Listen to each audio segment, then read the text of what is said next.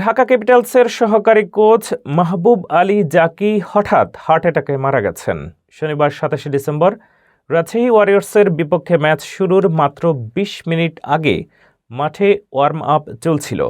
হঠাৎ তিনি মাঠে লুটিয়ে পড়েন। সঙ্গে থাকা ক্রিকেটার ও উপস্থিত চিকিৎসকরা অবিলম্বে সিপিআর প্রয়োগ করেন। জটিল পরিস্থিতিতে তাকে দ্রুত অ্যাম্বুলেন্সে করে হাসপাতালে নেওয়া হয়। বিসিবির চিকিৎসক ডক্টর দেবাশিস চৌধুরী নিশ্চিত করেন, মাঠে হার্ট অ্যাটাকের পর জাকি সাময়িক সাড়া দিয়েছিলেন, কিন্তু হাসপাতালে পৌঁছানোর আগেই তিনি নিস্তেজ হয়ে যান এবং মৃত ঘোষণা করা হয়। প্রত্যক্ষদর্শীরা জানান, অবিলম্বে চিকিৎসা সত্ত্বেও জাকিকে বাঁচানো যায়নি।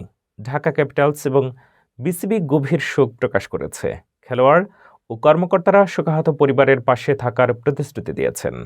জাকির আকস্মিক মৃত্যু বিপিএলের আনন্দকে শোকের ছায়ায় ঢেকে দিয়েছে।